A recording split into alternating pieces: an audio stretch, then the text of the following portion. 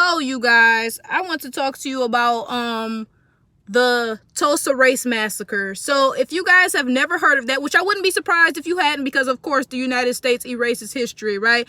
The Tulsa race massacre is also known as the burning down of Black Wall Street. Now, if you don't know what Black Wall Street was, it was a thriving Black community in the early 1900s. I'm not sure of the exact date that it was founded, but the burning of it occurred in 1921. And literally, I can sum up why it was burned down.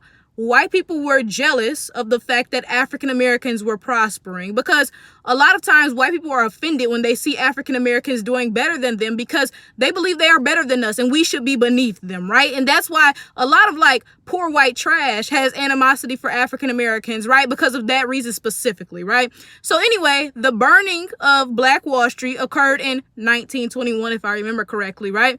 And this is my thing.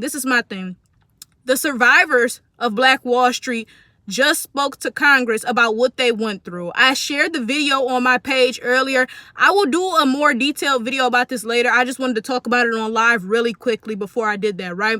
So the survivors of this race massacre just spoke with Congress about what happened and how they deserve reparations, and how the descendants of the other people who survived but have since passed also deserve reparations. Because this is my thing.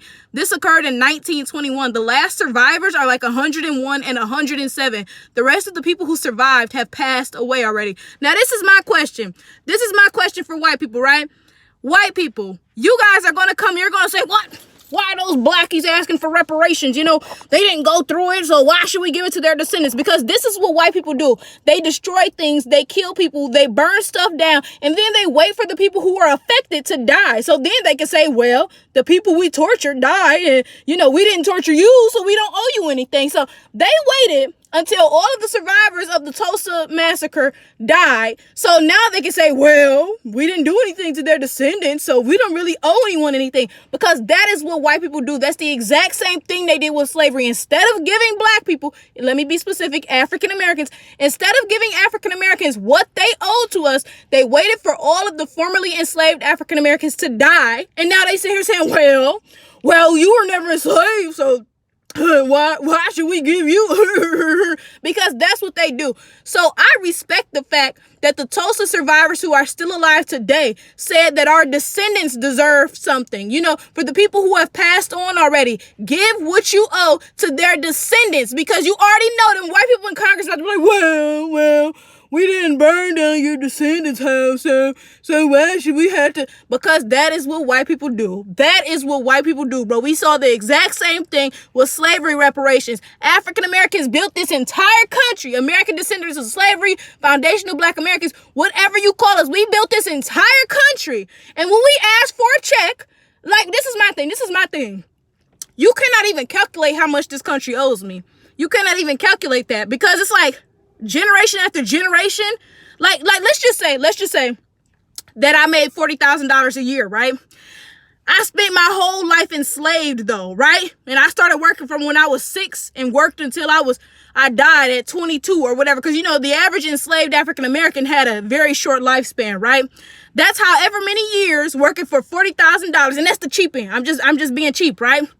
For all of my ancestors, multiply that $40,000 by all of those years times all of my ancestors, and figure out how much the United States owes me, right? And like I said, that's the cheap end. For that back-breaking labor they was doing, they should have been making more than $40,000, right? So the U.S. cannot even calculate how much it owes to African Americans, because I'm just one person. So if you do that math for every African American up in here, and I'm talking about actual African Americans, not the Africans who come here and be like, I beg of you, I am African American too. Where are my reparations? I'm talking about real African Americans, right? Not the imposters, right? The United States owes so much to African Americans. And we're not even asking for a lot. I'm not even asking for $1 million check.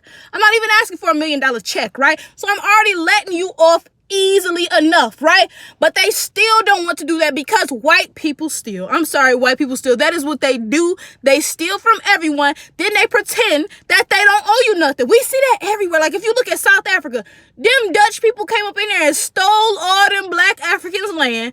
And now that the black Africans are saying, well, I want my land back, the white people are saying, well, we didn't steal it from you. We stole it from your great-great-great-great-granddaddy. So technically, we don't owe you nothing. White people do this time and time again. all over the world. That's why I don't understand why other black people cannot see this and stick together, because there are so many Africans who claim that African Americans should not have reparations, but in the same breath they will say that South Africans deserve their land back. It's the exact same thing. Anyway, like I said, I'm going to make a more detailed video about this later. I just wanted to get on live and talk about it really quickly tonight. Good night, you guys.